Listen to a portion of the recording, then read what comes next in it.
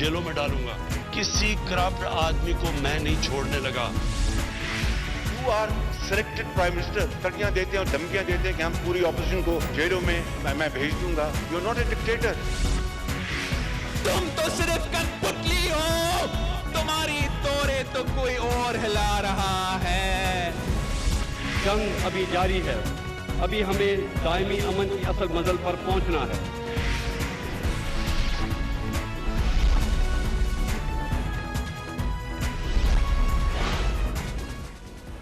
अस्सलाम वालेकुम, मैं हूं कामरान खान।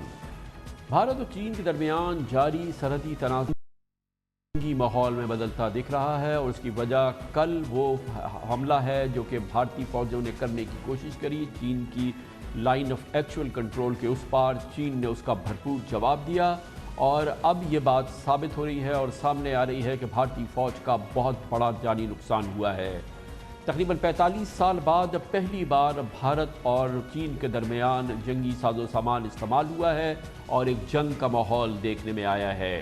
गो कि आज सुबह तक भारतीय ज़राए ये कहने पे मजबूर हुए थे, ये मानने पे मजबूर हुए थे कि चीन के जवाब में, चीन की फ़ौजी कार्रवाई के नतीजे में उसकी फ़ौज का एक कर्नल संतोष बाबू और 2 भारतीय फ़ौजी हलाक हुए हैं। लेकिन आज सुबह ही हमारे बहुत ही मुसद्दिक़ा ज़राए ने मुझे बताया था कि दरअसल भारतीय फ़ौजों का बड़ा नुकसान हुआ है और इब्तदाई इत्तलात जो हम तक पहुँची थी वो ये थी कि 13 भारतीय फ़ौजी कम अज़ कम मारे गए हैं। अब से थोड़ी देर कबल भारत के इंतहाई मोतबर मीडिया आउटलेट इंडिया टुडे ने ये बात कंफर्म की है। भारतीय फ़ौजी ज़राए से बताया है कि दरअसल 20 भारतीय फ़ौजी मारे गए हैं।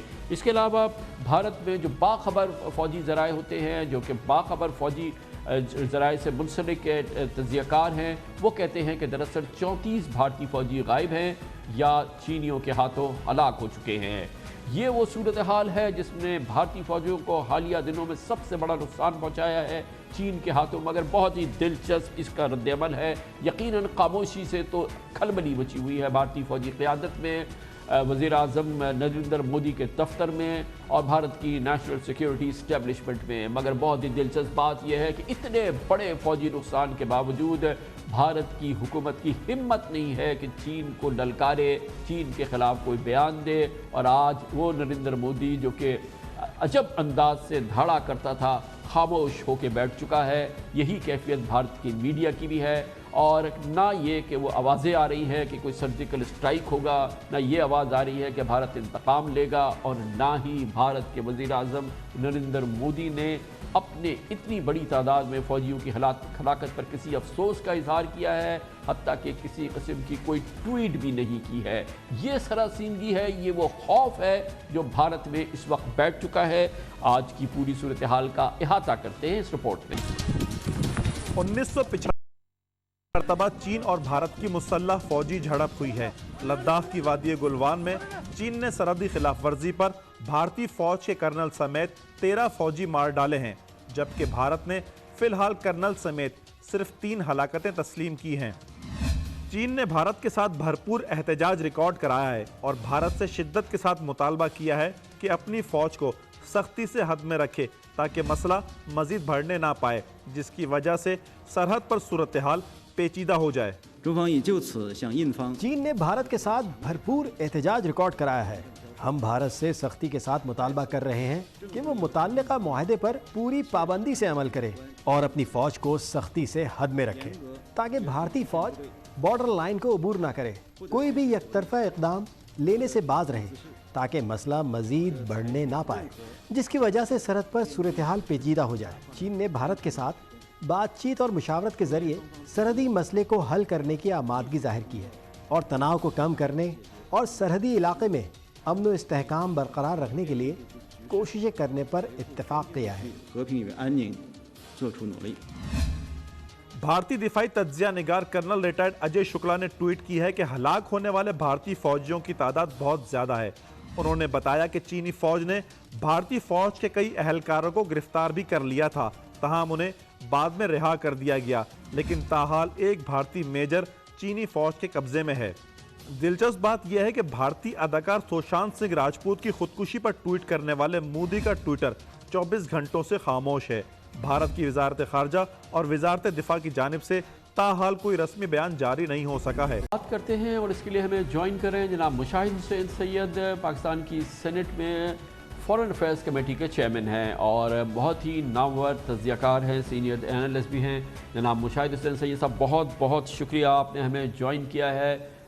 हर लिहाज से ये एक बहुत ही हिस्टोरिक डेवलपमेंट है आज जो हुई है, और जिस अंदाज़ का ये मिलिट्री कॉन्फ्रंटेशन है इस स्केल पे इससे पहले हमें देखने में नहीं आई। 45-50 साल शायद 75 में हुई थी, और इस पर जो भारत का रद्द-ए-अमल है, यानी कि खामोशी, खौफ, सन्नाटा, सहमा हुआ होना, मोदी का आवाज़ मुंह से ना निकलना, ये भी समझ से बाहर है। अस्सलाम वालेकुम कामरान साहब और आपके व्यूअर्स को मेरी तरफ से अस्सलाम वालेकुम। और वाकई सही आपने कहा कि ये बहुत तारीखी वाक़या है जिसके काफ़ी गहरे असरात होंगे हिंदुस्तान की खारजा पॉलिसी पर, और इस खत्ते में भी, और ख़ास तौर पे पाकिस्तान के लिए। मैं तो समझता हूँ पाकिस्तान के लिए तो ये अच्छी मुस्बत डेवलपमेंट है कि क्योंकि एक मुल्क जो अपने ऊपर बहुत तकब्बर कर रहा था और जो बुली का रोल अदा कर रहा था, और ख़ास तौर पे इसकी जो बुनियाद है, इसकी जड़ है आज के जो वाक़या की, वो 5 अगस्त 2019 को होती है जब हिंदुस्तान ने ज़बरदस्ती कब्ज़ा किया मकबूजा कश्मीर और उसके साथ लद्दाख पर भी, और क्योंकि लद्दाख में चाइना का भी क्लेम है, और उन्होंने इनको ओन अप किया और उसके बाद बयान देने शुरू कर दिए उनके लीडर्स ने कि हम गिलगित बल्तिस्तान पर भी कब्ज़ा करेंगे, आज़ाद कश्मीर पर भी करेंगे, और उनके वज़ीर जो दाखिला हैं अमित शाह, उन्होंने कहा कि हम अक्साई चीन पर भी कब्ज़ा करेंगे जो चीन का हिस्सा है और जो तिब्बत और शिनजियांग को जोड़ता है। तो इस किस्म के जहरियाना बयान भी आने शुरू हो गए, और दूसरी टर्म में जो मोदी का तकब्बर नज़र आया, उन्होंने पंगा पाकिस्तान से लिया, चीन से लिया, नेपाल से लिया, कश्मीर पर भी किया, तो और कोरोना वायरस का भी बुरान बढ़ गया है, मईशत भी ख़राब हो गई है। तो सारी चीज़ें जो है उनके ख़िलाफ़ जा रही हैं। उनका ख्याल था कि वो अमेरिका के कहने पर, इनके इमा पर चीन के खिलाफ मद्दे मुकाबले खड़े हो जाएंगे, लेकिन वो सारी पॉलिसीज उनकी उलट हो गई हैं। मुशाहिद साहब, थोड़ा सा ये भी एक्सप्लेन कीजिए कि ये जब चीन जब इस किस्म की कार्रवाई करता है और जब इस स्केल की कोई मिलिट्री कॉन्फ्रंटेशन करता है, तो यकीनन ये इसकी क्लियरेंस जो है वो प्रेसिडेंट शी जिनपिंग से कम तो नहीं हो सकती। ये तो एक सोची समझी कि अगर इस किस्म की मेजर पॉलिसी शिफ्ट है ना, क्योंकि चीन और भारत इससे पहले घूसों से लड़ते थे, गोलों से नहीं लड़ते थे। बड़ी इंपॉर्टेंट शिफ्ट है, लेकिन चाइना ने भी एक तज्जिया कर लिया ना। देखे ना, उन्होंने इसी महीने 5 जून को उन्होंने एक नए कोर कमांडर को लेके आए, जनरल शू जी लिंग, जो उनका बड़ा राइजिंग स्टार है पीपल्स लिबरेशन आर्मी का लेफ्टिनेंट जनरल, और वो कोर कमांडर बन गया वेस्टर्न कमांड का, जो कवर करता है हमारा इलाका कश्मीर का, शिनजियांग का और तिब्बत का, और वो मशरकी कमांड से इधर लेके आए। और उन्होंने क्लियरली कर दिया कि उनको जो दबाव पड़ रहा है अमेरिका से या मगरब से कोरोना वायरस के बाद, हांगकांग पर पड़ा, शिनजियांग पर पड़ा, ताइवान पर, और उन्होंने देखा कि हिंदुस्तान ने भी जारियाना कार्रवाई शुरू कर दी है। जैसे कि हिंदुस्तान को भी किसी ने आंख मारी थी कि आप भी चीन पर दबाव डालें। और चाइना की एक चीज़ बड़ी वाज़ेह है कामरान साहब, कि उन्होंने कहा है कि जो हमारी सालमियत है, जो हमारी टेरिटोरियल इंटेग्रिटी है, जो हमारा बॉर्डर्स हैं, इस पर हम किसी किस्म का कॉम्प्रोमाइज़ करने को तैयार नहीं, चाहे वो ताइवान हो या चाहे वो हिंदुस्तान हो। तो वो उस हवाले से उनकी पॉलिसी बड़ी वाज़ेह है, और उन्होंने देखा कि हिंदुस्तान ने एक नया जो रवैया अख्तियार किया है छोटे ममालिक के साथ, वो चाइना के साथ भी उन्होंने शुरू कर दी थी इस किस्म की जारियाना कार्रवाई। तो वो चाहते थे उनको भी सबक सिखाया जाए, और ये रेड लाइन है, और चीन उस रेड लाइन को हिंदुस्तान को क्रॉस नहीं करने देगा। और आपने देखा कि बड़ी सही एनालाइज किया कि हिंदुस्तान का रवैया बिल्कुल मुख्तलिफ है। आज वो धीमी आवाज से बात कर रहे हैं, उनका स्टेटमेंट भी कोई नहीं आ रहा, और एक तरफ पाकिस्तान हो या नेपाल हो तो बड़ा वो बात करते हैं सर्जिकल स्ट्राइक की और पंगे लेने की। हालांकि हमने भी उनको पिछले साल पुलवामा में सबक सिखाया था। ये तो बहुत ही एस्टाउंडिंग खौफ है, ये तो एक दहशत का आलम है। ऐसा लगता है पूरी गवर्नमेंट पे कि उनके इतने फौजी मर गए हैं। हमने सुबह ट्वीट भी की थी कि ये 2 नहीं, 13-14 लोग मरे हैं। अभी तो इंडिया टुडे कंफर्म कर रहा है फौजी ज़राए से कि 20 फौजी मरे हैं। उनके दूसरे लोग कहते हैं कि शायद पूरी एक प्लाटून उड़ गई है इस पूरे उसमें, और उस पर मोदी एक लफ्ज़ नहीं कह रहा, वो ताज़ियत नहीं कर रहा। अमित शाह खामोश बैठा है, और ये इंडियन मीडिया जो पागलों की तरह से धाड़ता था वो खामोश हो गया। इस खौफ की वजह क्या है? आप देखें, ये खौफ है बुली का। बुली जो होता है वो آپ کو ڈرانے کی کوشش کرتا ہے کہ ہم بہت مضبوط ہیں, ہمارے پاس یہ ہے. لیکن اگر آپ ان کا جواب, اینٹ کا جواب پتھر سے دیں اور آنکھوں میں آنکھیں ملائیں. آپ کو یاد ہوگا کہ 28 مئی 1998 سے پہلے کتنا تکبر آ گیا تھا ہندوستان میں جب انہوں نے نیوکلیئر دھماکہ کیا 11 مئی کو, اور بلکہ ایل کے اڈوانی نے بیان دیا کہ پاکستان کشمیر کی پالیسی بھی چینج کرے. 19 مئی کو مجھے یاد ہے 1998 کے, میں اس کو وزیر اطلاع تھا اور آپ کا ملک کا ترجمان بھی تھا. لیکن جس دن ہم نے دھماکہ کیا 28 مئی کو, اس کو سناٹا چھا گیا تھا اور بالکل وہ غمزدہ, اور ان کا پارلیمنٹ کا سیشن تھا, مجھے یاد ہے, وہ چپ ہو گئے تھے, بیان نہیں دیا تھا. ان کو سمجھ آ گیا کہ ہم جواب دے سکتے ہیں. پلوامہ میں کیا ہوا, انہوں نے کہا کہ ہم سٹرائک کریں گے. بالا کوٹ پر حملہ کیا, پاکستان پر حملہ کیا. ہم نے جوابی کارروائی کی, 2 جہاز گرائے, ابھینندن کو پکڑا, پھر اس کو چھوڑا بھی as a good will gesture. اور اس کے بعد ہندوستان, لوگوں نے مجھے کہا CNN نے کہ اب کیا ہوگا, جنگ ہوگی. میں کہا کوئی جنگ نہیں ہوگی. مودی کو میسج مل گیا ہے کہ اگر ہمارے میں ہمت بھی ہے, صلاحیت بھی ہے جواب دینے کی. تو چین سے تو وہ بہت ڈرتے ہیں اور خار کھاتے ہیں. اور چین اور پاکستان کی جو قربت ہے اس وقت, جو 2 فرنٹ سچویشن ان کے لیے پیدا ہو گئی ہے. بہت بہت شکریہ جناب مشاہد حسین سید ہمارے ساتھ موجود تھے. اور آج مودی ضرور خاموش ہے کیونکہ وزیر اعظم ہے, لیکن جب اپوزیشن میں ہوتا تھا اور چین کی بات ہوتی تھی تو کوئی ڈفرینٹ مودی ہوا کرتا تھا. یہ پرانا والا نریندر مودی ہے, آج کا نہیں. آج تو آواز نہیں نکلی ہے صبح سے اب تک, جبکہ بہت بڑی تعداد میں, تقریباً خود بھارتی ذرائع کہتے ہیں کہ 2 درجن بھارتی فوجی کم از کم مارے گئے ہیں اور بہت سارے غائب ہیں. ایک کرنل بھی مارا گیا ہے. کمرشل بریک, اس کے بعد ذکر کریں گے. پاکستان میں سماعت جاری ہے تاریخی جسٹس قاضی فائز عیسیٰ کیس. آج کی سماعت کے بارے میں آپ کو بتاتے ہیں چھوٹے سے وقفے کے بعد. Welcome back. Supreme court of Pakistan کی 10 رکنی بینچ بھرپور سماعت کر رہی ہے. آج بھی جاری رہی جسٹس قاضی فائز عیسیٰ کیس, جو ہر لحاظ سے پاکستان کی عدلیہ کی تاریخ کا ایک تاریخی کیس ہے. آج بھی حکومتی وکیل بیرسٹر فروغ نسیم نے اپنے دلائل جاری رکھے اور آج بھی ان کا فوکس لندن میں وہ 3 پراپرٹیز تھیں جو جسٹس قاضی فائز عیسیٰ کی اہلیہ اور ان کے صاحبزادے نام پر ہیں. یہ پوری صورتحال میں آج بھی ذرائع آمدن کے حوالے سے بیرسٹر فروغ نسیم کا فوکس رہا, اور بینچ مسلسل اس کیس میں جو ریفرنس فائل ہوا ہے اس میں جو بدنیتی کے معاملات سامنے آئے ہیں, جو الزامات لگے ہیں, اس حوالے سے اس نے اپنے سوالات آج بھی جاری رکھے.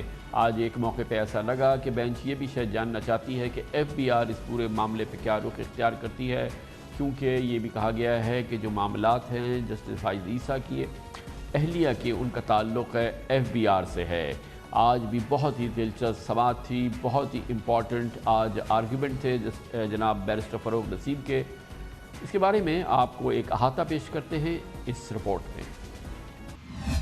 آج جسٹس قاضی فائز عیسیٰ ریفرنس کی سماعت کے دوران 10 رکنی بینچ کے سربراہ جسٹس عمر عطا بندیال نے ریمارکس دیے کہ ججز کے احتساب سے متفق ہیں, لیکن ریفرنس میں قانونی نقائص موجود ہیں. عمومی مقدمات میں ایسی غلطی پر کیس خارج ہو جاتا ہے. جسٹس عمر عطا بندیال کا کہنا تھا کہ یہ ہو سکتا ہے کہ پہلے FBI کو معاملے پر فیصلہ کرنے دیا جائے, وہاں فیصلہ اہلیہ کے خلاف آتا ہے تو پھر معاملہ جوڈیشل کاؤنسل میں چلا جائے. حکومتی وکیل فروغ نسیم نے بتایا کہ کاؤنسل اہلیہ سے پوچھ سکتی ہے, اہلیہ آ کر بتا دیں پیسہ کہاں سے آیا, پیسہ باہر کیسے گیا. آرٹیکل 25 کے تحت کاؤنسل کے پوچھنے پر جج کو اہلیہ کی جائیداد کا بتانا بھی ضروری ہے. انہوں نے معاملہ FBI کو بھیجے جانے کے حوالے سے صدر اور وزیر اعظم سے مشاورت کے لیے 1 دن کا وقت مانگ لیا. دوران سماعت جسٹس منصور علی شاہ نے ریمارکس دیے کہ اہلیہ معلومات دینے سے انکار کر دیں تو ایسی صورت میں خاوند ٹیکس ریکارڈ کیسے حاصل کرے گا. جسٹس مقبول باقر نے کہا کہ کیا یہ کہنا مناسب ہے کہ اہلیہ اور بچے کی جائیدادیں جج کی تصور کی جائیں. دوران سماعت ججز نے اثاثہ جات ریکوری یونٹ پر ایک بار پھر سوال اٹھا دیے. استفسار کیا کہ اثاثہ جات ریکوری یونٹ کیا ہے, ریفرنس آنے سے قبل FBI اور ریکوری یونٹ نے کیسے معلومات حاصل کر لیں, ریکوری یونٹ کیسے بنایا گیا, وزیر اعظم تو صرف وزارت بنا سکتے ہیں. بیرسٹر فروغ نسیم کا کہنا تھا کہ ہمارے پاس یہ معلومات آئی کے جائیدادوں کی خریداری کے ذرائع نہیں ہیں, حکومت نے وہ معاملات جوڈیشل کاؤنسل کو بھیج دیں.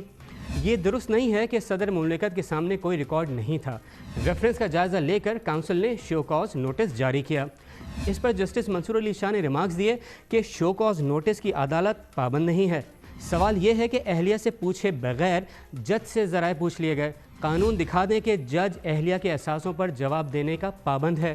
جسٹس مقبول باقر نے استفسار کیا کہ کیا صدر مملکت کا اختیار ہے کہ جج کے کنڈکٹ کا جائزہ لیں. फरूक नसीम ने मौक़िफ़ इख्तियार किया कि ये ऐसा है जिसमें हमने आगे के लिए सोचना है। हुकूमत के हाथ बिल्कुल साफ़ हैं, मनफी मुहिम चाहे हमारे ख़िलाफ़ हो या दरख्वास्त गुजार के ख़िलाफ़, वो काबिल मज़म्मत है। जायदाद जज की है, ट्रायल पर हुकूमत है। उनका कहना था कि वो बता नहीं सकते कि किस सूरत हाल से गुज़र रहे हैं। उन्होंने कहा कि हम पर इल्ज़ाम लग रहा है। जस्टिस मकबूल बाकर ने कहा कि इस तरह अंदाज़ा करें जज किस अजाब से गुज़र रहे होंगे। ये भी देखें कैसे प्रेस कॉन्फ्रेंस हुई थी। हमारा मुल्क किसी बहरान का मुतहम्मिल नहीं हो सकता। जस्टिस उमर अता बंदियाल ने फरूक नसीम को मुखातिब करते हुए कहा कि आपके मुताबिक जज एक ट्रस्टी है, आपको बदनीयती शवाहिद के गैर कानूनी तरीके से इकट्ठे करने और जासूसी के नुक्ते पर भी सुनेंगे। FBI के मामले पर आपने रजामंदी का इजहार किया तो जस्टिस काजी फ़ाइज़ ईसा के वकील मुनीर मलिक की रजामंदी भी लेंगे, जिसके बाद अदालत ने समाअत कल तक मुलतवी कर दी। अब से थोड़ी देर कबल एक अखबारी ख़बर में बताया गया है कि आज भी जस्टिस काजी फ़ाइज़ ईसा ने अपना एक दरख्वास्त, एक जवाब सुप्रीम कोर्ट ऑफ पाकिस्तान में दायर की है और उसमें उन्होंने दाखिल की है और उसमें उन्होंने इल्ज़ाम लगाया है इस अखबारी ख़बर के मुताबिक कि वज़ीर-ए-आज़म इमरान ख़ान की उनके मुताबिक 6 प्रॉपर्टीज़ हैं लंदन में और बैरिस्टर शहजाद अकबर की 5 प्रॉपर्टीज़ हैं लंदन में। हुकूमती कुछ और लोगों के बारे में भी उन्होंने कहा है कि उनकी इत्तला के मुताबिक ऐसी सूरत हाल है और इसकी भी मालूमात करनी चाहिए। ये बात अगर दुरुस्त है तो यकीनन ये एक बहुत बड़ी डेवलपमेंट है कि अगर वाकई ये दुरुस्त है कि इमरान ख़ान की 6 प्रॉपर्टीज़ इस वक्त लंदन में मौजूद हैं, बैरिस्टर शहजाद अकबर की 5 प्रॉपर्टीज़ मौजूद हैं और जो इन दोनों साहिबान ने डिक्लेयर नहीं की हुई हैं। आज की समाअत पर और ये केस की रफ्तार पर और इसके मंजिल पर हम बात करेंगे। आज हमने इसके लिए दावत दी है सीनियर कानूनदान जनाब हैदर वहीद को। बहुत बहुत शुक्रिया हैदर वहीद साहब। 10 रुकनी बेंच है मगर हमें रिमार्क्स और ऑब्जर्वेशन जो है वो चंद जज साहिबान के, मुअज़्ज़ज़ जज साहिबान के सुनने को ज़्यादा मिलते हैं और कई जज साहिबान के हमने कोई रिमार्क्स वगैरह नहीं सुने। जो रिमार्क्स और ऑब्जर्वेशन अब तक हमने देखी है हुकूमती रेफरेंस के हवाले से, हुकूमती केस के हवाले से हमें कोई हमदर्दी कम अज़ कम नज़र नहीं आती है। देखिए कामरान साहब, ये जो सुप्रीम कोर्ट में समाअत हो रही है इसमें तायुन इस चीज़ का करना है कि क्या तो आया कि ये जो रेफरेंस फाइल हुई है ये बदनीयती पर मबनी थी या नहीं थी। तो अगर हम बेंच का रवैया देखें और जिस तरह से आपने कहा हमदर्दी नज़र नहीं आ रही, तो ये शायद इशारा इसी तरफ करता है कि बदनीयती की जो बात पिटिशनर्स की है तो शायद कुछ जज साहिबान इससे सहमत नजर आते हैं, फिर इसीलिए हमदर्दी उनकी नहीं है हुकूमत की तरफ, क्योंकि जाहिर है कि इस केस के मेरिट से ही हम जोड़ेंगे बेंच के रवैये को। और यहाँ पे जो सवाल है वो है ही ये कि ये रेफरेंस बदनीयती पर मबनी था या नहीं था। तो अगर तो ये तासुर कुछ क्रिएट हो चुका है कि ये बदनीयती पर मबनी था, तो इस लैक ऑफ हमदर्दी कह लें, लैक ऑफ कंपैशन अगर बेंच की तरफ से नजर आ रहा है तो शायद वो फिर इस चीज की अक्कासी करता है कि बदनीयती की बात कुछ समझ सी आ रही है। अच्छा, ये एक चीज़ ये भी है जो मैंने अर्ज़ भी की कि क्योंकि जो मीडिया रिपोर्टिंग होती है उसमें जो रिमार्क्स हमें ऑब्जर्वेशन सामने आ रही है उसमें 70-80% वो रिमार्क्स और ऑब्जर्वेशन हैं जो मुअज़्ज़ज़ बेंच है। 10 रुकनी बेंच है, एक अक्सरियत के जो रिमार्क्स हैं वो शायद हमारे सामने उस तरह से आते नहीं हैं, या वो अराकीन जो हैं वो खामोशी से इस पूरे केस को सुन रहे हैं या वो अपनी ऑब्जर्वेशन नहीं दे रहे। इसकी कितनी अहमियत है? देखें, जाहिर है कि एंड में फैसला तो मेजॉरिटी से होता है। 6 जज साहिबान जो हैं उनको सहमत होना होगा पिटिशनर या रिस्पोंडेंट्स की तरफ। लेकिन ये बात भी देखें, हमें तजर्बा बताता है कि जहां सीनियर जज साहिबान जो पार्टिसिपेट ज्यादा करते हैं तो उनकी बात को वजन अमूमन ज्यादा दिया जाता है, और ये ऐन मुमकिन है कि जो जज साहिबान अगर कम भी बोल रहे हैं तो इसका इशारतन मैं ये समझूंगा कि वो शायद जो है वो सीनियर जज साहिबान के साथ ही जाएंगे। बट ये एक हिस्टोरिकल बात है कि सारे जज नहीं हमेशा बोलते। इससे ये तासुर लेना जरूरी नहीं है कि वो लाजमन फिर हुकूमत की तरफ हैं क्योंकि वो ज्यादा नहीं बोल रहे या वो हुकूमत के खिलाफ है। ज्यादातर 10 में 3-4 जज साहिबान ज्यादातर बोलते हैं, तो ये कोई मायूब बात नहीं। बिल्कुल मायूब बात नहीं है। अच्छा, ये बताइएगा कि आज इस केस के अंदर ये एक पहलू सामने आया और बेंच के अराकीन ने कहा कि अगर ये मामला FBI में भेज दें और देखें कि FBI इस सिलसिले में क्या फ़ैसला करता है। ये कि नई सिमत नज़र आई हमें इस केस के अंदर। जी सर, कामरान साहब, इसके पीछे बुनियाद ये है कि जो रेफरेंस फाइल की गई है उसकी बुनियाद मिसकॉन्डक्ट दिखाने के हवाले से है ही ये کہ ٹیکس لاز سیکشن 116 کو جج صاحب نے وائلیٹ کیا جب اپنی بیگم کے ایسٹس ڈسکلوز نہیں کیے. تو جج صاحبان کا ویو کچھ اس طرف نظر آ رہا ہے, کچھ جج صاحبان کا, کہ اگر یہی بنیاد ہے آپ کے ریفرنس کی تو پہلے اس چیز کا تو تعین کیا جائے صحیح فورم پہ کہ آیا کہ وہ قانون ٹوٹا بھی ہے, کیا 116 کی وائلیشن جج صاحب نے کی بھی ہے, کیونکہ اگر تو انہوں نے وائلیشن کی ہے تو ہی پھر آگے بات مسکانڈکٹ کی جو ہے وہ سنی جا سکتی ہے یا نہیں. کیونکہ اگر کل کو یہ پتہ چلتا ہے کہ ٹیکس لاز کی وائلیشن ہے ہی نہیں تو آپ کی تو ریفرنس اسی چیز کی بنیاد پہ تھی کہ انہوں نے ڈسکلوز نہیں کیا اپنی بیگم کے ایسٹ. اگر وہاں پتہ چلتا ہے کہ ضرورت ہی نہیں تھی ڈسکلوز کرنے کی تو پھر بات آگے کیسے چلے گی, جس پہ کہ حکومت کی طرف سے یہ کہنا ہے کہ یہ مسکانڈکٹ کا زمرہ جو ہے وہ صرف ایک اسٹیچوٹری لا یا ٹیکس لا کی وائلیشن تک آپ محدود نہیں کر سکتے. اور شاید یہ بات درست بھی ہوتی, لیکن پھر وہ اس سے آگے کچھ دکھا بھی نہیں پا رہے ہیں کہ ٹھیک ہے یہ 116 کی وائلیشن کے علاوہ بھی دیکھیں مسکانڈکٹ ہے. اور جہاں تک مفروضوں کی بات ہے اور جنرل پرنسپلز کی بات ہے کہ دیکھیں متنازع ہو گئے جج صاحب, تو دیکھیں اگر تو آپ نے کسی جج کو الاؤ کیا کسی کو بھی کہ وہ جج کو متنازع کرنے کے لیے محض ریفرنس فائل کر دے اور اس کی بنیاد پہ پھر ان کو ہٹا دیا جائے, تو اس طرح سے تو پھر انڈیپینڈنس آف دا جوڈیشری جو ہے وہ پوری ختم ہو جاتی ہے. کہ آپ کسی بھی جج کو متنازع کرنا چاہیں تو کیا اتنا آسان ہونا چاہیے آپ کے لیے؟ تو اسی لیے حکومت کی یہ بات جو ہے اس کو ابھی تک نظر نہیں اس کا تو یہ معاملہ سپریم جوڈیشل کاؤنسل میں ہی ختم ہو جاتا ہے نا, جہاں پر یہ ساری درخواست دی گئی تھی, اور فورم بھی وہی ہے آئین کے تحت. ججوں کے جو ایلیجڈ مس کانڈکٹ ہے اس کا ڈیسیشن تو وہی ہونا ہے. سپریم جوڈیشل کاؤنسل نے تو جج صاحب کو شو کاز نوٹس ایشو کر دیا تھا. دیکھیں اس پہ یہ انٹرسٹنگ بات کی آپ نے. دیکھیں پہلی بات بڑی کلیئر ہونی چاہیے, اس پہ پریسیڈنٹ بھی ہے افتخار چودھری صاحب کے کیس کا, جہاں 13 ممبر کی ایک بینچ نے میلفائڈی بدنیتی کی بنیاد پہ ایک ریفرنس کو سماعت ہونے سے پہلے ہی سپریم جوڈیشل کاؤنسل میں سپریم کورٹ میں ڈائریکٹ پٹیشن کے ذریعے سے ختم کر دیا تھا.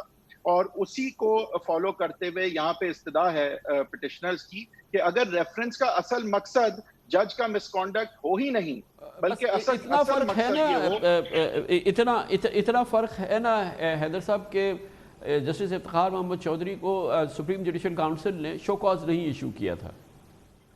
اچھا جی, ایک تو دیکھیں شو کاز جب سپریم جوڈیشل کاؤنسل ایشو کرتی ہے تو وہ by nature of show cause یہ ہوتا ہے کہ آپ آئیے اور بتائیے کہ آپ کے خلاف جو الزامات لگائے گئے ہیں تو ان پہ ان شکوں کے تحت آپ کے خلاف کارروائی کیوں نہیں ہونی چاہیے.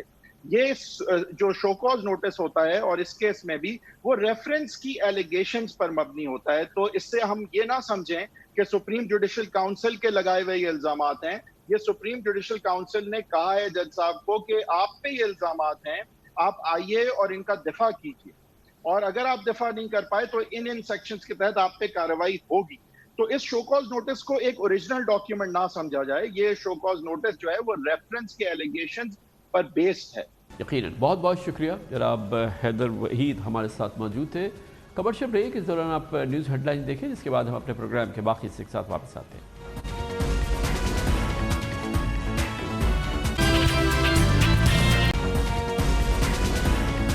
وزیر اعظم عمران خان نے الیکشن سے پہلے, الیکشن کے بعد اور اب سے چند دن پہلے ایک بہت اہم عزم کا اظہار کیا تھا, قوم سے وعدہ کیا تھا. آج وقت آ گیا ہے کہ وزیر اعظم اپنے اس عزم پر عمل کریں, ایکشن لیں اور سخت ایکشن لیں. کئی کیبنٹ میٹنگز میں میں اپنے کئی وزیروں کو گھبرائے ہوئے دیکھتا ہوں, شکلیں ان کی اتری ہوئی ہوتی ہیں کہ جی لوگ یہ کہہ رہے ہیں آج مہنگائی ہو گئی, آج فلانا ہو گیا. اس سے سیکھتے ہیں ہم. مہنگائی ہو گئی تو انشاءاللہ یہ جو مافیاز بیٹھے ہوئے ہیں جو اس ملک میں مہنگائی کرتے ہیں پیسے بنانے کے لیے, ایک ایک مافیا کو ہم پکڑیں گے انشاءاللہ, ایک کو نہیں چھوڑیں گے. وقت آ گیا ہے وزیر اعظم عمران خان ان منافع خور مافیوں کے خلاف ایکشن کرے, کیونکہ 22 کروڑ پاکستانی ان کے ہاتھوں ہاسٹیج ہو چکے ہیں. مہنگائی کی ایک نئی لہر انہوں نے پیدا کی ہے, اور وجہ صرف اور صرف منافع خوری ہے، ذخیرہ اندوزی ہے، بلیک مارکیٹنگ ہے، اس وقت عروج پہ نظر آ رہی ہے۔ حالانکہ پچھلے 3 ماہ کے دوران اس ملک میں پیٹرولیم مصنوعات کی قیمتیں 36% گر چکی ہیں۔ اس کے ساتھ ہی ٹرانسپورٹ کا خرچہ، گڈز ٹرانسپورٹ کا خرچہ آدھا ہو چکا ہے۔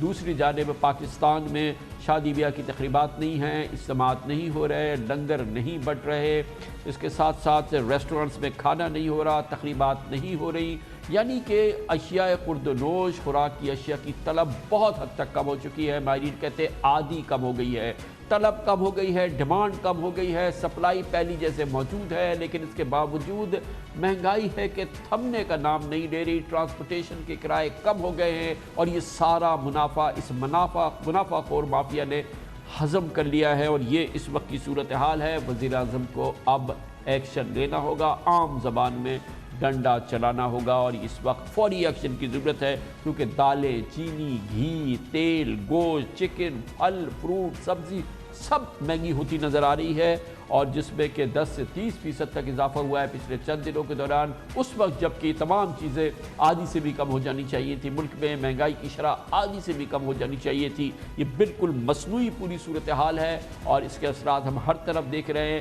اسی طرح سے پاکستان میں اور عالمی منڈی میں پام آئل کی قیمتیں آدھی ہو چکی ہیں، یعنی کہ پاکستان میں کھانے کا تیل جو ہے وہ اب آدھی قیمتوں میں ملنا چاہیے۔ 3 ماہ قبل پام آئل اور خوردنی تیل کے بیجوں پر درآمدی ڈیوٹی بھی حکومت نے اس میں ریلیف دی تھی، لیکن گھی ہے اور یہ کوکنگ آئل ہے، یہ مہنگا ہی ہوتا چلا۔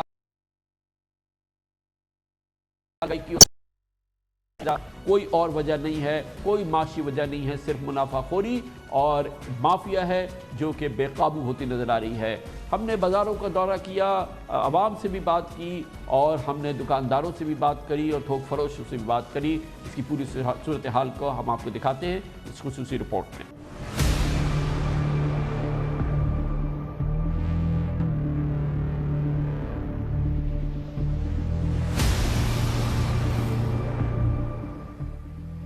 آٹا، دال، چینی ہو یا کھانا پکانے کا تیل، قیمتوں میں ہوش ربا اضافے نے عوام کا جینا محال کر دیا ہے۔ کراچی میں 1 سال میں مل کا آٹا 42 سے بڑھ کر 55 روپے کلو ہو گیا، جبکہ مہنگائی کی چکی میں پسے عوام کو چکی کے آٹے کے 65 روپے کلو ادا کرنے پڑ رہے ہیں۔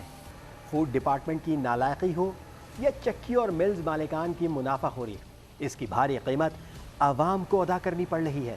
مہنگی چینی پر تمام تر شور شرابے، تحقیقاتی فورنزک رپورٹ اور 70 روپے کلو فروخت کے عدالتی احکامات کے باوجود شہر میں چینی صارف کو 85 سے 90 روپے کلو ہی مل رہی ہے۔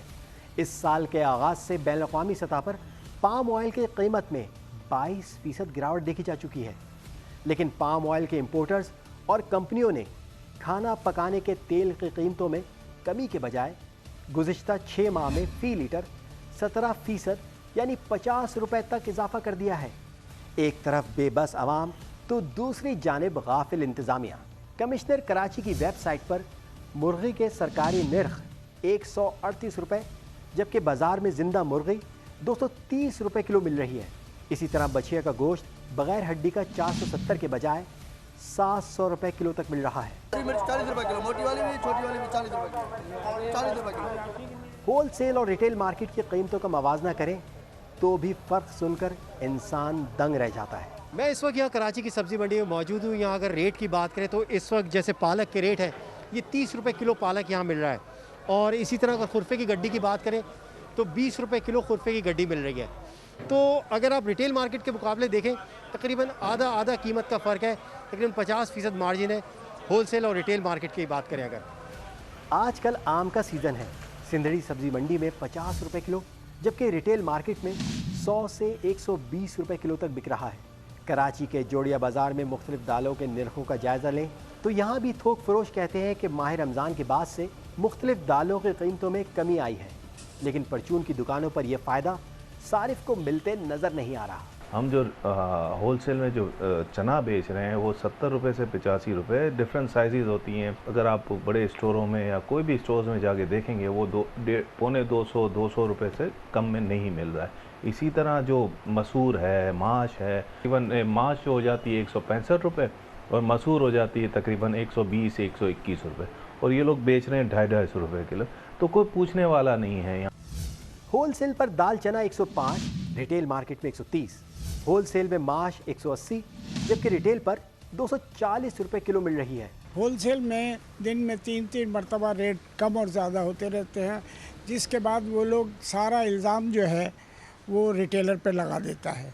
अब एक चीज़ है, जैसे अभी गवर्नमेंट ने 70 रुपये चीनी के रेट मुकर्रर किया, हाई कोर्ट ने फैसला दिया कि 70 रुपये में बेची जाए, जबकि होल सेलर जो हैं अभी तक 78 रुपीज़ में बेच रहे हैं। इसी तरह और दालें भी हैं जो डिमांड एंड सप्लाई के बाद वो रेट होल सेलर बढ़ा देते हैं और रिटेलर पर उसका वो कहते हैं कि जी ये रिटेलर ने बढ़ा दिए। इंतज़ामिया की नाअहली के अलावा इम्पोर्टर्स और होल सेलर्स कहते हैं कि डीज़ल सस्ता होने के बावजूद ट्रांसपोर्टर्स ने किराए या तो बरकरार रखे हैं या मामूली कमी की है।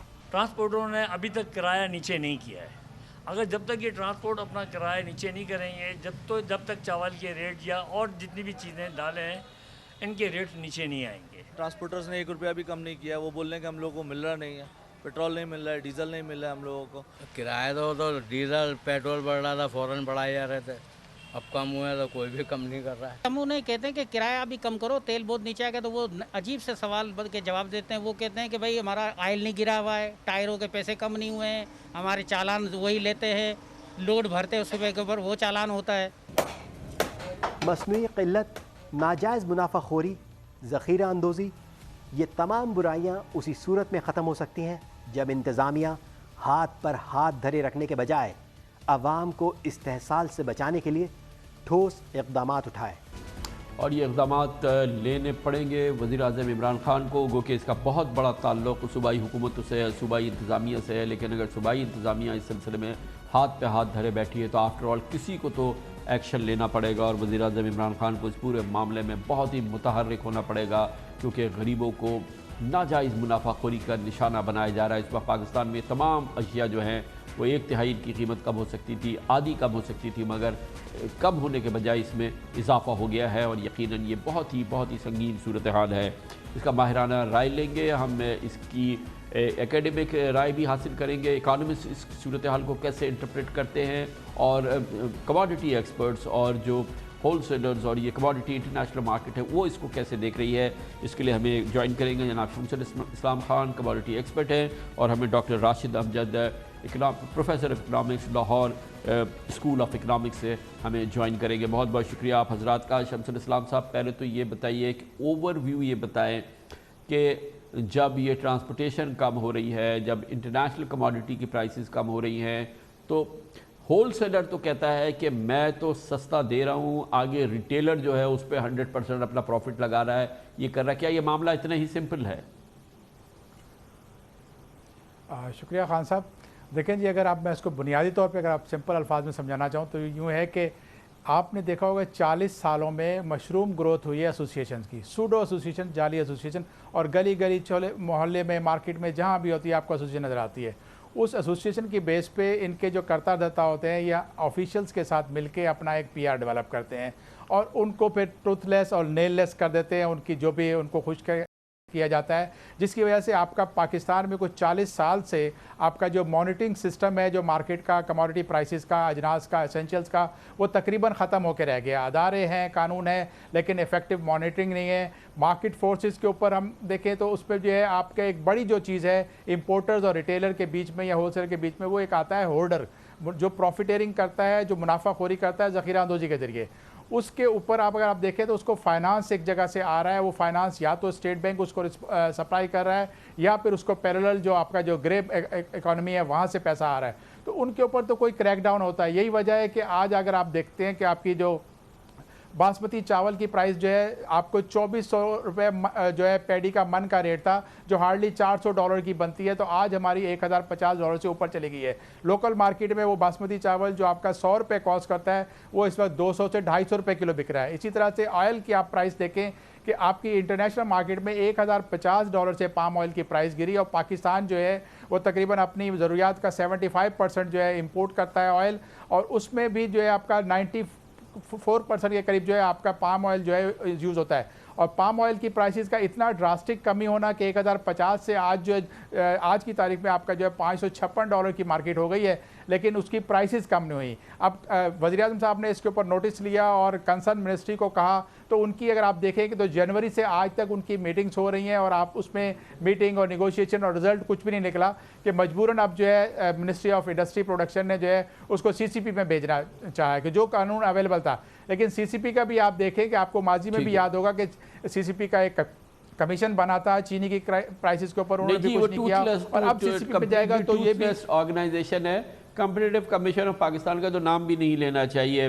प्रोफेसर डॉक्टर राशिद अमजद साहब, आप बताइएगा, इकनॉमिक्स का बेसिक उसूल है, पहली चीज़ तो ये है कि जब डिमांड बढ़ेगी और सप्लाई कम होगी चीज़ों की कीमतें बढ़ेंगी। यहाँ सूरत हाल ये है कि डिमांड जो है वो कम हो गई है, अशिया खुर्द-ए-नोश की आधी रह गई है, इज्तिमात ख़त्म हो गए, शादियाँ ख़त्म हो गई। यहाँ पे अरबों रुपए के खर्चे होते थे शादियों में, इज्तिमात पे, लंगरों में, खानों में, होटलों में और रेस्टोरेंट्स में, आप देखें।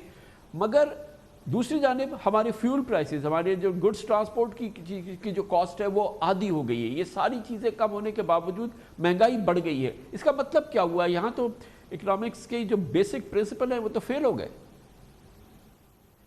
कामरान खान साहब, आप बिल्कुल सही कह रहे हैं कि जिस किस्म का सप्लाई शॉक और जिस किस्म का डिमांड शॉक इस मुल्क को मिला है, उसमें सब लोग यही एक्सपेक्ट कर रहे थे कि प्राइस लेवल फॉल करेगी। ये सही है कि जनवरी को अगर आप कंपेयर करें और अब देखें तो उस कोई डबल डिजिट 12-13% इन्फ्लेशन थी, अब कोई 9-9.5% पे आ गई है। पर जितनी ये इन्फ्लेशन ड्रॉप होनी चाहिए थी वो नहीं हुई। उसकी क्या वजूहात हो सकते हैं?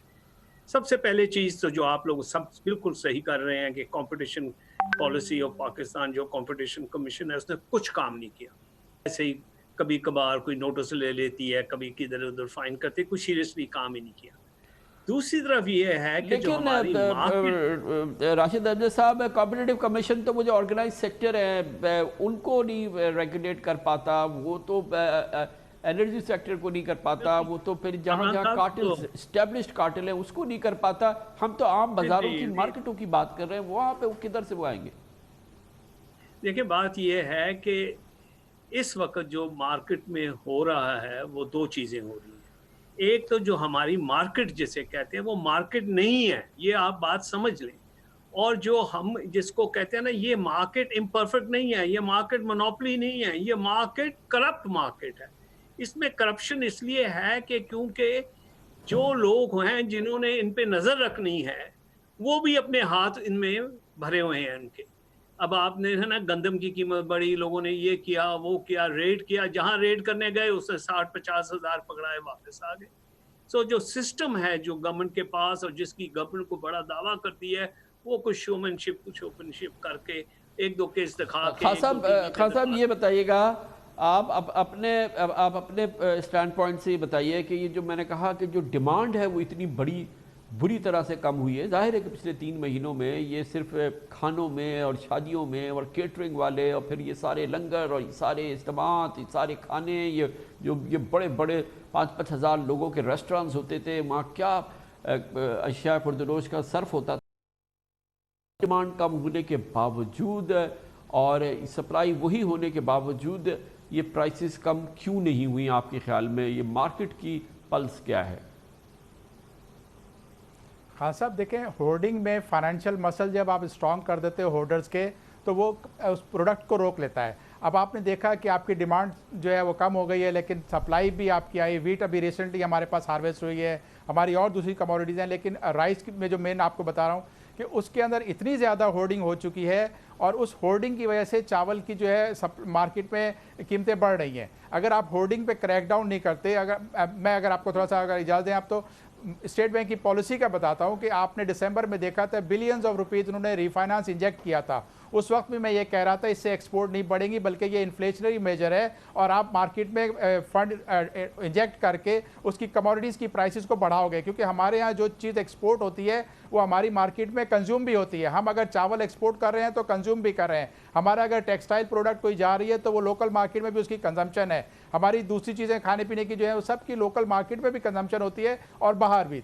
तो इसमें जो है जो आपका जो नास्टी रोल प्ले करती है होर्डिंग फोर्सेस जो होती हैं प्रॉफिटेयर, वो बहुत उसमें इन्वॉल्व हो जाते हैं। और जब आपका फाइनेंस आता है मार्केट में اور اس کے اوپر پھر ملٹیپلائی ہو جاتی ہے چیزیں کہ آپ انہیں اس کو مختلف چیزوں کو اسٹور کر لیا، کیونکہ بینک نے مجھ سے، اسٹیٹ بینک نے مجھ سے ایک وقت میں سال میں ڈبل پرفارمنس لینی ہے جتنا اس نے مجھے فائنانس کیا ہے، لیکن مجھ سے وہ نہیں پوچھے گا کہ میں نے اس باقی عرصے میں اس پیسے کا کیا استعمال کیا. تو وہی وجہ ہے کہ آپ کی پرائسز جو ہے وہ اوپر سے اوپر انفلیٹ ہو جاتی ہیں، اور انفلیشنری آپ کے جتنے بھی اسٹیپس لیے گئے ہیں، میرے حساب سے جو لوگ کہہ رہے تھے کہ ایکسپورٹ آپ کی بہت زیادہ بڑھ جائے گی، آپ کو دسمبر کا یاد ہوگا، جنوری کا یاد ہوگا، لیکن ایکسپورٹ نہیں بڑھی. اب وہ پیسہ کہاں گیا؟ یہ بتائیے، وہ دوسرا موضوع ہے، وہ یہ ایکسپورٹ تو ہم ڈسکس نہیں کر رہے، ہم تو لوکل مارکیٹس کی بات کر رہے ہیں، لوکل یہ کموڈیٹیز کی بات کر رہے ہیں. راشد امجد صاحب یہ بتائیے گا کہ جو فری مارکیٹ اکانومیز ہیں، جو کہ جہاں پہ کہ فری مارکیٹ ہوتی ہے، جہاں پہ کوئی گورنمنٹ کا کنٹرول نہیں ہوتا، مگر وہاں پر بھی ہم اس طرح کے انفلیشنری پریشرز نہیں دیکھتے جو کہ ہم یہاں پہ دیکھ رہے ہیں.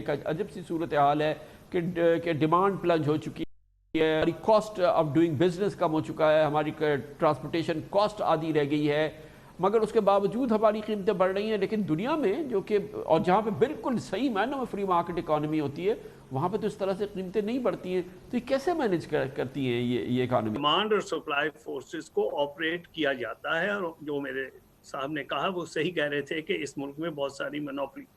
یہ جو سچویشن ہے یہ تھوڑی سی زیادہ کمپلیکیٹڈ ہے. اس لیے کمپلیکیٹڈ ہے کہ جو سپلائی کم ہوئی ہے اس سے بے روزگاری بڑھی ہے، لوگوں کی سیلز کم ہوئی ہیں، لوگوں کی انکم کم ہوئی ہے.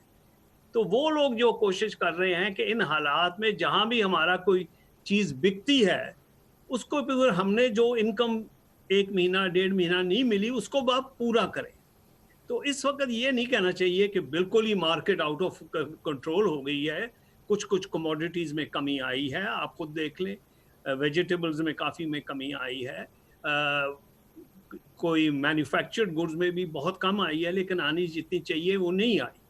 اس کے انکم افیکٹ بھی ساتھ ساتھ چلتا ہے اکانومی کے اندر، اور وہ جو بندہ چیز بیچتا ہے وہ صرف یہ نہیں دیکھتا کہ کتنی کی میں نے خریدی ہے، وہ یہ بھی دیکھتا ہے کہ کتنی اور میں اس مہینے بیچ سکتا ہوں کہ نہیں بیچ سکتا. اگر کل پھر لاک ڈاؤن ہوگا تو مجھے کہاں قیمت ملے گی. تو یہ دونوں چیزیں آپ کو نظر رکھنی پڑیں گی. صرف یہی نہیں ہے کہ یہ ڈیمانڈ کولیپس کر گیا ہے، ساتھ سپلائی اور جاب کریشن اور لوگوں کی انکمز بھی کولیپس کی ہیں. تو اس کو بھی آپ کو نظر رکھنا پڑے گا ان لوکنگ ایٹ دس. لیکن اصل چیز یہ ہے کہ اس اچھا خان صاحب یہ بتائیے گا کہ آٹا، چینی، چاول، یہ وہ چیزیں ہیں جس میں کہ آپ نے کہا کہ ہولڈنگ کا ایک بڑا رول ہے، اور جس میں کہ مافیاز ہیں، کارٹلز ہیں جو کہ مینوپولیٹ کرتی ہیں. یہ 3 بڑی کموڈیٹیز، چینی، آٹا، چاول. یہ بتائیے کہ دال ہے، تیل ہے، خوردنی اشیاء ہیں، دوسری چیزیں ہیں، اس پہ کتنا اثر ہوا ہے کہ انٹرنیشنلی پرائسز کم ہوئی ہیں، ہمارے یہاں ریگولیٹری ڈیوٹیز کم ہوئی ہیں، لیکن ہمارے ہاں جو ہے وہ ہم نے اس کو اس لحاظ سے مینیج نہیں کیا جیسے کہ ہم کر سکتے تھے. یعنی کہ یہ قیمتیں اس لحاظ سے کم نہیں ہوئی کہ جیسے کہ کم ہونی چاہیے. کیا اس میں جو ہمارا روپی ڈیپریشیٹ ہوا ہے پچھلے چند دنوں میں، اور جو کہ 3-4% جو ہے وہ کم ہو گیا ہے پچھلے چند دنوں کے اندر، اس کا بھی کوئی کردار ہے؟ کیونکہ اگر ہم دیکھیں تو اوور آل 4-5% روپیہ ڈیپریشیٹ ہو گیا ہے پچھلے 2-4 ہفتوں میں. خان صاحب دیکھیں، ڈیویلیویشن کا فرق اس پہ نہیں پڑا. آپ کی انٹرنیشنل پرائسز بہت کم ہوئی تھی، اور یہ جو کرونا وائرس سے پہلے آپ نے تمام کموڈیٹیز کی پرائسز جو ہے کریش آ گئی تھی. ہمارے ہاں کیونکہ جو ہے جو لوگ ہیں ذخیرہ اندوزی کرنے والے، ان کا رول بڑا ناسٹی ہے. اس کے لیے گورنمنٹ نے آرڈیننس بھی انٹروڈیوس کرایا، اس کے لیے آپ کی جو ہے ڈسٹرکٹ مینجمنٹ بھی تھی، لیکن کسی نے کوئی کام نہیں کیا. اب آپ کو اگر کوئی مارکیٹ میں ہولڈنگ کر رہا ہے، آپ تیل کی اب مثال لیں، اس کے اندر دیکھیں کہ گورنمنٹ کی اپنی ورکنگ ہے جو کہتے ہیں کہ 50 روپے لیٹر تک کمی کی جا سکتی ہے. تو اس کا مطلب ہے کہ وہ کارٹل جو آئل کا ہے اتنا مضبوط کارٹل ہے کہ جس نے اربوں روپے کما لیے کہ پرائز تو آدھی ہو گئی، لیکن اس نے مارکیٹ میں اس کا ریلیف نہیں پہنچایا. اور پھر کوئی اس میں فیئر کمپٹیشن نہیں ہو رہا کہ وہ تمام ایسوسیشن، ڈفرینٹ ایسوسیشن ہے، 1 سے 3 یا 4 ایسوسیشن اس میں ہیں، لیکن کسی نے بھی آپس میں کمپیٹ نہیں کیا، آپس میں کوئی فائٹ نہیں کی، اور کنزیومر کے ساتھ مسلسل جو ہے وہ اس کو ہائی پرائس چارج کرتے رہے کہ اب بالآخر جو ہے پرائم منسٹر صاحب کے ایکشن کے اوپر جو ہے اس کے اوپر ایکشن لیا جا رہا ہے. اسی طرح سے آپ نے کہا دالوں میں بھی پرائسز کم ہو گئی، لیکن دالوں میں بھی یہ ہوتا ہے کہ امپورٹر کو کیونکہ ٹی آر کا اس کا محدود ٹائم ہوتا ہے، اس کے پاس لائن لگی ہوتی ہے کنٹینر آنے کی، تو وہ اپنے سیل آف کرتا ہے چیزوں کو. تو اس کے بعد جو بیچ میں ایک مڈل مین ہوتا ہے جو نہ ٹیکس دے رہا ہوتا ہے، ना उसको कहीं वो रजिस्टर्ड होता है, वो स्टॉक कर रहा होता है। उसके ऊपर आपके पास फूड डिपार्टमेंट के लोग हैं, उनके पास आपके जो कमिश्नर डीसी के जो टीमें हैं, उन सबको वो चेक करना होता है। वेयर हाउसेज में स्टॉक पड़ा हुआ है, उसकी वैल्यू कितनी है, किसी ने ऑडिट नहीं किया। FBR ने आज तक नहीं पूछा कि पाकिस्तान में पूरे मुल्क में जो है, पंजाब से लेकर यहाँ तक आपकी चावल की ज़ख़ीरा अंदर जो हुई है, आपकी दालें पड़ी हुई हैं, आपने मूंग की दाल को स्टोर करके हिस्टोरिक हाई रेट पे पहुँचा दिया था, तो उनको कोई पूछने वाला जब नहीं होगा तो फिर तो कीमतें बढ़ेंगी। खान साहब को एक्शन लेना पड़ेगा, क्योंकि माफिया हर जगह माफिया आ गया है कि आपका ऑयल से लेके आपका खाने पीने की चीज़ें और स्पेशली एसेंशियल्स का हमको पता है कि गरीब आदमी अपने बच्चों को। डॉक्टर राशिद अमजद साहब ये बताइएगा कि एक आर्गूमेंट ये भी सामने आ रहा है कि जब हुकूमत ने ऑयल की, यकीनन ज़ाहिर है कि इंटरनेशनली प्राइसेस कम हुई थी, लेकिन हमारे रीजन में इस तरह से इंडिया ने, बांग्लादेश ने इस रेशो से प्राइसेस कम नहीं की। और आर्गुमेंट ये सामने आ रहा है कि ये दरअसल जब आप प्राइसेस कम करते हैं, आपका मोटिव तो ये होता है कि इन्फ्लेशन कम हो, महंगाई कम हो जाए, जब गुड्स की ट्रांसपोर्टेशन सस्ती होगी तो चीज़ें महंगी सस्ती हो जाएंगी। लेकिन एक आर्गुमेंट ये आ रहा है कि हुकूमत को नहीं करने चाहिए थी इतनी प्राइसेस कम, और इससे जो उसकी इनकम होती या जो उसको बचत होती वो डायरेक्ट एहसास प्रोग्राम के ज़रिए गरीबों को बांट दे। मगर इसका फ़ायदा जो है उस हद तक होता नहीं है जितना होना चाहिए जब हम ऑयल प्राइसेस को इंटरनेशनल प्राइसेस के लिहाज से कम कर देते हैं, जैसा कि बांग्लादेश ने नहीं की या इंडिया ने नहीं की। इस आर्गुमेंट की आप दो चीज़ें हैं। एक तो जो मेरा अपना ख्याल ये है कि गवर्नमेंट को कहा गया था कि ये आप 15 तारीख से पहले कीमतें मत कम करें। इन्होंने नई बात मानी, इन्होंने 2 हफ्ते पहले कीमतें, उससे ये हुआ कि जो उनके स्टॉक्स थे उन्होंने कहा कि ये हम ये स्टॉक्स नहीं देंगे, and it created an artificial. तो ठीक है, I agree with all the arguments के ये ऑयल माफिया शॉफिया है, लेकिन गवर्नमेंट भी कुछ समझदारी के साथ करे। दूसरा ये है कि इस वक्त 75 रुपीज़ के जो हम कीमत में लेके आए हैं उसमें भी अभी भी 75% टैक्स है, और लोगों को बहुत ज़रूरी है कि रिलीफ मिले, इन्फ्लेशन से रिलीफ मिले। अब ये कहना कि इतने पैसे ना देते या किस किस्म का रेशियो इस्तेमाल करते, ये एक डिबेटेबल पॉइंट है। ये बात आप बिल्कुल सही कह रहे हैं कि गवर्नमेंट ने कोई खर्चे, जैसे उस दिन भी आपने कहा कि जी गवर्नमेंट के पास पैसे कहाँ से आएंगे, गवर्नमेंट को भी ये सोचना पड़ेगा कि रेवेन्यूज हमें रखने पड़ेंगे। 70 बिलियन से नहीं होगा, 210 बिलियन से काम नहीं चलेगा, हमारे पास रिजर्व्स होने चाहिए। और इसलिए सारी प्राइस जो की थी उससे थोड़ा कम करते, they have to keep money, क्योंकि जिस तरीके से हालात ख़राब हो रहे और जिस तरीके से लग रहे हैं कि अनकंट्रोलेबल हो रहे हैं, बहुत सारी सपोर्ट देनी पड़ेगी गवर्नमेंट को, और उसके लिए सारा कुछ कंज्यूमर को इस वक्त नहीं दिया जा सकता। Some of the taxes have to come back, और वो जो बांग्लादेश ने किया है या इंडिया ने किया है वो थोड़े हद तक ठीक है, लेकिन we had to pass on some of this, ये भी सही है। लेकिन एट द क्रंच मैटर ये है कि गवर्नमेंट की जो मशीनरी वो बिल्कुल नहीं काम करती। प्राइसेस को जब कम करने की जरूरत होती है तो वो प्राइसेस को कम करने के बजाय और अपने हाथ खराब करते जाते हैं और पैसे लेते जाते हैं लोगों से। तो गवर्नमेंट नहीं कर सकती तो फिर क्या किया? खान साहब क्या है एडमिनिस्ट्रेटिव मेजर से, स्ट्रॉन्ग एडमिनिस्ट्रेटिव मेजर जो आप मुसलसल कह रहे हैं, इससे क्या वाकई प्राइसेस कम हो सकती हैं, होती हैं, और इसकी एग्जाम्पल्स मौजूद हैं? हमारी तारीख इसके बारे में हमें बताती है कि अगर मजबूत इंतज़ामिया हो, सख्त इंतज़ामिया हो। बाज़ लोग कहते हैं कि 1958 में जब जनरल अयूब खान का मार्शल लॉ था तो वो बड़ी ज़बरदस्त यहाँ पे कमी हुई थी प्राइसेस की, और फिर इस तरह की माफियाज का छुटकारा हुआ था। तो क्या एडमिनिस्ट्रेटिव मेजर से प्राइसेस को कंट्रोल किया जा सकता है? हाँ साहब, एडमिनिस्ट्रेटिव मेजर और पॉलिसी की करेक्शन से प्राइसेस को कंट्रोल किया जाता है। आज दुनिया में फ्री मार्केट इकोनॉमी जो है वो रेगुलेटेड फ्री मार्केट इकोनॉमी हो गई है, और आप जो गवर्नमेंट का रोल ये होता है कि वो कहीं से भी किसी ग्रुप को मोनोपोली करने ना दे। आप देखें ट्रांसपोर्ट की बात, जैसे आपने कहा कि फ्यूल की प्राइसेस कम हुई, तो हमारी कमोडिटीज़ जो हैं पंजाब से चावल या दीगर कमोडिटीज़ कराची आती हैं, तो उसके लिए हमारे पास सिर्फ एक ही है और वो है ट्रक माफिया। रेलवे जो है सिर्फ यहाँ से पोर्ट से कोयला लेके जा रहा है, उसको एज ए ट्रांसपोर्ट एजेंसी के तौर पे यूज़ नहीं कर रहे कि वहाँ से कमोडिटीज़ की शिफ्टिंग करे। उसमें 25,000 रुपये 25 टन ला सकती है, जबकि आपका ट्रक जो है वो 50,000 से 60,000 70,000 रुपये जो है लेता है फी 25 टन के। तो ये एक आपने उनको फ्री हैंड दिया हुआ है। ट्रांसपोर्ट को दुनिया भर में जो है रेलवे को एज ए कार्गो ट्रांसपोर्ट का भी यूज़ किया जाता है, लेकिन पाकिस्तान में माजी में भी हमने देखा कि उसको बिल्कुल ही साइड लाइन कर दिया था, और अभी लिमिटेड जो है के ऊपर कर रहे हैं। आपको पॉलिसी को करेक्ट करना पड़ेगा, आपकी फाइनेंस जो सप्लाई हो रही है फ्रीली जो हो रही है, अनचेक्ड हो रही है, उसको कंट्रोल करना पड़ेगा, क्योंकि सबसे इंपॉर्टेंट रोल जो है जो इतनी बड़ी होर्डिंग और को फाइनेंस करता है वो पैसा होता है। आप उसको करेक्शन करेंगे। किसी भी दुनिया की मार्केट में ऐसी अनचेक फ्रीली इंजेक्शन नहीं की जाती फाइनेंस की कि जहां पर प्राइसेस बढ़ जाएं। वहां दुनिया में अगर आप देखें तो 10 सेंट 5 सेंट पे काम करते हैं। यहाँ पाकिस्तान में जनाब इस्लाम खान, प्रोफेसर डॉक्टर राशिद अमजद हमारे साथ मौजूद थे। कमर्शियल ब्रेक, उसके बाद जानने की कोशिश करेंगे पाकिस्तान के कोरोना के आदाद शुमार, शिफा याब मरीज़ों के हवाले से जो आदाद शुमार हमें दिए जाते हैं उनमें गड़बड़ घोटाला है। ये नंबर जो शिफा याब हो रहे हैं वो कहीं ज़्यादा है जो हुकूमत अवाम को बता रही है। इस तरह से एक मायूसी की तस्वीर ज़्यादा उभरती नज़र आती है और जो उसमें उम्मीद की किरण है वो कम फूटती नज़र आती है। वो सब कुछ कैसे ये साबित करेंगे हम एक छोटे से वक्फे के बाद। Welcome back. पाकिस्तान में कोरोना मरीजों की तादाद 1.5 लाख के करीब हो गई है। इसी सूरत हाल के पस मंज़र में लाहौर में अब से थोड़ी देर में शहर के 9 इलाकों के मुख्तलिफ इलाकों में लॉकडाउन शुरू होने वाला है। 15 रोज़ का ये लॉकडाउन होगा जिसके दौरान सिर्फ ज़रूरी अशिया की दुकानें खुलेंगी, अदरवाइज़ सब कुछ बंद रहेगा। इसी सूरत हाल में आदाद शुमार के हवाले से मुख्तलिफ अंदाजे और मुख्तलिफ सवालात उठाए जा रहे हैं। इसमें इबाम भी नज़र आता है। कल काफ़ी तस्करा रहा जनाब असद उमर के, उस बयान उन्होंने परसों दिए थे जिसमें उन्होंने कहा था कि पाकिस्तान में जुलाई के आखिर में मरीज़ों की तादाद 12 लाख तक पहुँच सकती है। उस हवाले से मुख्तलिफ चीज़ें जो हक़ाइक़ हैं, जो फैक्ट्स हैं जो सामने आए, उससे लगता यह है कि शायद ये अंदाज़ा शायद जो है वो हकीकत पर मबनी नहीं है। लेकिन इसमें एक और भी बहुत अहम सवाल उठ रहा है, वो ये कि वो जो आदाद शुमार जिसमें ये बताया जाता है कि कितने मरीज़ सेहतियाब हो गए हैं उसका तयन कैसे होता है, कौन कैसे सेहतियाब तसव्वुर किया जाता है, क्या हर वो शख्स सिर्फ सेहतियाब तसव्वुर किया जाता है जो कि पॉजिटिव आने के बाद अपना नेगेटिव टेस्ट कराए और नेगेटिव टेस्ट को ही उसका शिफायाबी तसव्वुर की जाएगी।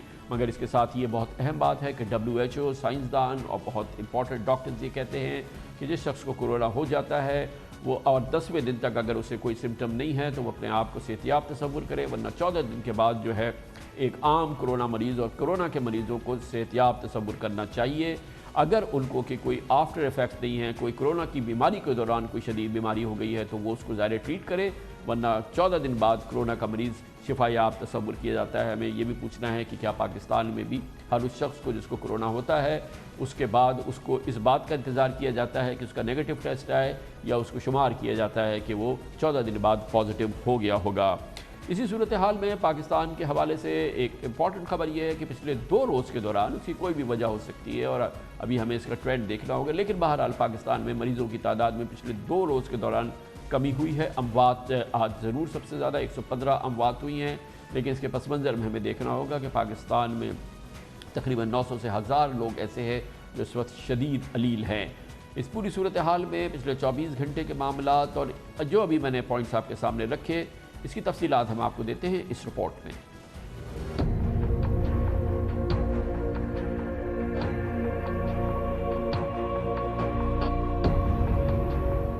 पाकिस्तान में कोरोना वायरस का जोर बढ़ता ही जा रहा है। केसेस की तादाद अब 1,49,000 के करीब हो चुकी है। पाकिस्तान में 9 मई को लॉकडाउन ख़त्म किए जाने के बाद से अब तक 5 हफ्तों में 1,21,000 यानी हर रोज़ औसतन 3,200 से ज़ायद केसेस सामने आ रहे हैं। पिछले 24 घंटों में अभी तक की रिकॉर्ड 111 अमवात भी रिपोर्ट हुई हैं, जिसके बाद तादाद 2,839 तक पहुंच गई है। लेकिन पिछले 3 दिनों में मुसलसल इन्फेक्शन रेट में कमी देखी जा रही है। 3 रोज़ पहले पाकिस्तान में 29,546 टेस्ट में से 6,825 नए केसेस सामने आए थे और शरह 23% थी। परसों ये शरह कम होकर 18% हुई जब 29,085 टेस्ट में से 5,248 में कोरोना की तस्दीक हुई और कल 25,015 टेस्ट में से 17% यानी 4,443 अफराद में कोरोना मुस्बत पाया गया। पाकिस्तान में अभी तक मजमूई तौर पर 56,390 मरीज़ सेहतियाब भी हो चुके हैं, यानी 38% अफराद ने कोरोना को शिकस्त दे दी है। बैनुल अक़वामी इदारे सेहत के मुताबिक वो मरीज़ रिकवर्ड या कोरोना से सेहतियाब समझे जाते हैं जिनमें लगातार 3 रोज़ तक अलामात ना पाई जाएँ, यानी अगर अलामात 6ठे रोज़ ख़त्म हो जाते हैं तो मरीज़ 10वें रोज़ सेहतियाब करार दे दिया जाता है। अल्लाह का शुक्र है कि अभी तक पाकिस्तान 1.9% तक महदूद है। ये है वो ताज़ा तरीन सूरत हाल, इस पर हम हुकूमत पाकिस्तान का मौक़िफ़ हासिल करते हैं। एक बार फिर हमें ज्वाइन कर रहे हैं वज़ीर आज़म के मामले ख़ुसूसी बराए से डॉक्टर ज़फ़र मिर्ज़ा।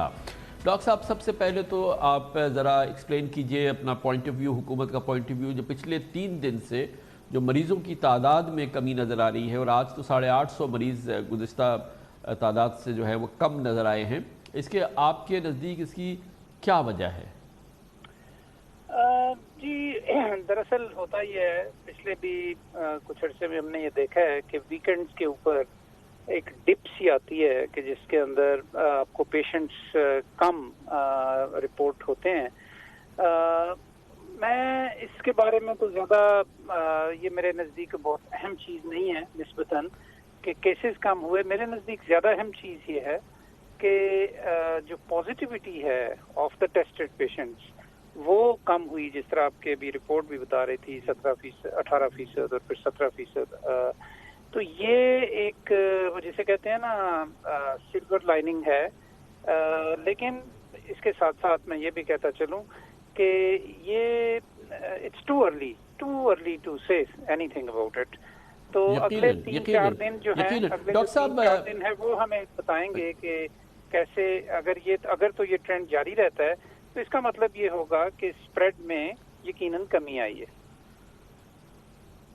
हाँ डॉक्टर साहब, बस ये है कि ज़रा सा कौम में एक हिजान सा बपा हो जाता है, एक बड़ी शदीद परेशानी हो जाती है। कल जब असद उमर साहब ने कहा कि अब 12 लाख पेशेंट हो जाएंगे और इसका मतलब ये था कि रोज़ाना तकरीबन 20,000 पेशेंट हुआ करेंगे, तो और लेकिन अगर इस तरह के नंबर्स आते हैं या किसी को बुखार भी हो जाए 3 दिन, अगर उसको बुखार कम चढ़े तो बहरहाल घर वालों को सुकून तो होता है। अच्छा, ये फरमा दीजिएगा कि ये जो हम बताते हैं कि इतने लोग रिकवर हो गए हैं, इसका तायुन कैसे करते हैं? क्योंकि माहिरीन ये कहते हैं और डॉक्टर्स भी कहते हैं और WHO भी कहती है कि जिसको एक बार डिटेक्ट हो गया तो उसकी जो पूरी मुद्दत है वो 14 दिन के अंदर जो है वो सेहतियाब तसव्वुर किया जाएगा। अगर उसको कोई फॉल आउट हुआ है उसका तो उसकी एक अलग बात है, और उसके कोई बड़े सिवियर सिम्टम्स हैं तो अलग बात है। तो मजमूई तौर पर जिसको एक बार कोरोना हुआ 14 दिन बाद तो हमें उसको शिफायाब तसव्वुर करना चाहिए। क्या पाकिस्तान में ऐसा ही होता है? और नहीं तो हम पाकिस्तान में शिफायाब किसको कह रहे हैं? जी बिल्कुल यही हम भी यहाँ पे यही गाइडलाइन यूज कर रहे हैं जी। इसमें देखें, ये जो याद रखने की चीज़ है वो ये है कि इस बीमारी में तकरीबन 85% से ज़्यादा लोग जो हैं वो मुकम्मल तौर पे रिकवर हो जाते हैं। पहली तो ये बात। दूसरी बात ये कि हम फिर रिकवर तसव्वुर किसको करते हैं? तो जिस तरह आपने फरमाया, एक तो ये कि हमारे पास सच्ची बात यह है कि जो हमारे टेस्टेड पेशेंट्स होते हैं उनमें से जो हॉस्पिटल रिपोर्ट नहीं करते और उनको अगर मतलब 10-14 दिन तक अगर वो रिपोर्ट नहीं करते तो हम उन्हें रिकवर्ड तसव्वुर करते हैं। हमारे पास फ्रैंकली बहुत ज़्यादा यानी बहुत तफसीली और बहुत मटिकुलस सिस्टम नहीं है कि जिसमें एक पेशेंट को हम ये वेरीफाई कर सकें कि उसने रिकवर कर लिया है। तो ये एक रफ सा एस्टीमेट है, लेकिन जनरली यही गाइडलाइंस होती हैं कि अगर आपको साइन सिम्टम्स नहीं होते, आप रिपोर्ट नहीं करते, तो आपको रिकवर तसव्वुर किया जाता है। पाकिस्तान में रिकवरी की जो मुझे तो ये जो हम मुझे जो फीसद याद है, ये हमारे डेटा में 38% तकरीबन रिकवर पेशेंट्स हम रिपोर्ट कर रहे हैं जी आजकल।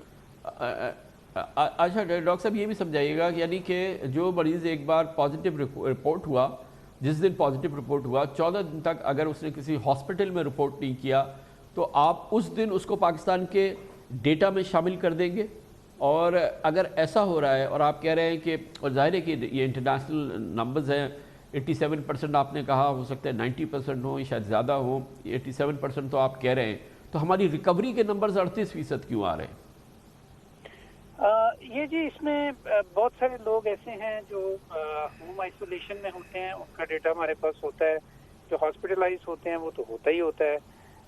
बाज़ लोग टेस्ट करवाते हैं प्राइवेट लैब से और वो क्या कहते हैं, उनको साइन सिम्टम्स नहीं होते, पॉजिटिव आ जाते हैं, वो रिपोर्ट नहीं करते। और रिपोर्ट ना करने की भी कई वजूहात हैं। कुछ हमारी पंजाब में इस तरह की रही शुरू में کہ بڑی کورشن تھی لوگوں مطلب انتظامیہ پیچھے پڑ جاتی تھی لوگوں کے، ان کو ہاسپٹل لے کے جانا پڑتا تھا. تو بعض لوگوں نے یہ پھر رویہ اختیار کر لیا کہ بتانے کی ضرورت ہی نہیں، کیونکہ بتائیں گے تو پھنس جائیں گے. تو اس طرح کا رویہ بھی رہا. تو اس وجہ سے ایک خاص جو مطلب ایک ڈیفینیٹ جو ہے نا نمبر. لیکن ڈاکٹر صاحب جس کا رپورٹ نہیں ہوا وہ تو as good as non reporting ہے، اس کا تو جب ڈیٹا ہی نہیں ہے تو وہ تو پھر نہیں ہے نا بالکل ہی. میں اب بھی یہ جاننا چاہ رہا ہوں کہ جب آپ کے مطابق اور انٹرنیشنل سٹینڈرڈ بھی ہیں کہ 87%، 90% لوگ بہت آسانی سے ریکور کر جاتے ہیں، بالکل ان کو کوئی ایشو ہی نہیں ہوتا، 14 دن ان کے لیے کافی ہیں. تو ہمارے ریکوری کے نمبر 38% کیوں آ رہے ہیں؟ یہ 40% کا گیپ جو ہے، یہ 35% کا گیپ کیوں ہے؟ میں نے جیسے عرض کیا جی کہ بہت سارے لوگ ٹیسٹ کروا کے تو رپورٹ نہیں کر پاتے. گو کہ ہم اس سسٹم کو مزید یعنی تفصیلاً ریکارڈ کرنا چاہ رہے ہیں. اب ہم پرائیویٹ لیب سے بھی ڈیٹا جو ہے وہ لینا شروع کر رہے ہیں. تو آہستہ آہستہ یہ گیپ ختم ہو رہا ہے. لیکن شروع میں تو بہت زیادہ یہ پرابلم تھا کہ لوگ جو تھے وہ مطلب ٹیسٹ تو وہ کروا لیتے تھے لیکن وہ رپورٹ نہیں لیکن ہمارے ڈیٹا بیس کے اندر.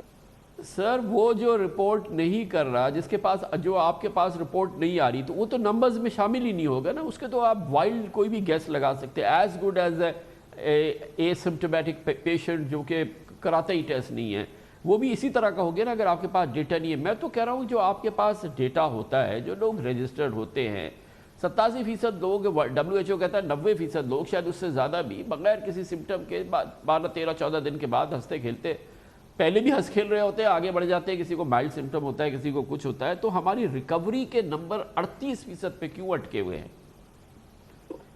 جبکہ آپ کہتے ہیں کہ جو ہاسپٹل میں رپورٹ نہیں کر رہا اس کو میں گن رہا ہوں، جو ہاسپٹل میں رپورٹ کر رہا ہے اس کو میں اس میں شامل نہیں کر رہا. تو یہ تو نہیں ہو رہا کہ جو 100% میں سے ہمارے جو ہے جو تقریباً 60% لوگ جو ہیں وہ ان کو کوئی کمپلیکیشن ہوتی ہے اور وہ ہاسپٹل میں رپورٹ کرتے ہیں؟ ایسا تو نہیں ہے.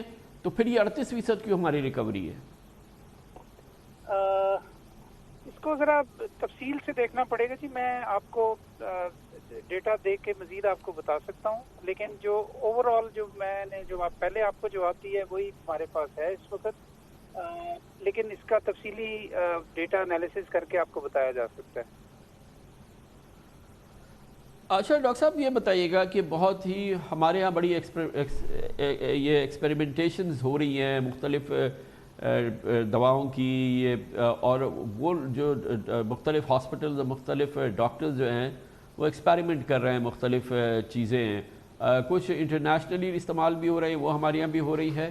اس کا کوئی اوور سائٹ آپ کے پاس ہے کہ کیا چیز کرنی چاہیے، کیا چیز نہیں کرنی چاہیے؟ جیسے کہ یہ جو آرتھرائٹس کا جو دوا ہے جو کہ لاہور میں بڑی استعمال ہو رہی ہے، پھر وہ بلیک ہو رہی تھی اور کوئی 2 لاکھ کی خرید رہا تھا، کوئی 2.5 لاکھ کی خرید رہا تھا. اسپیشلسٹ ہمیں کہہ رہے ہیں کہ یہ بہت ہی نقصان دہ ثابت ہو سکتی ہے اس کا اگر ان سپروائزڈ اس کو استعمال کیا جائے، اور یہ بہت ہی ریئر کیسز کے اندر یہ استعمال ہو سکتی ہے.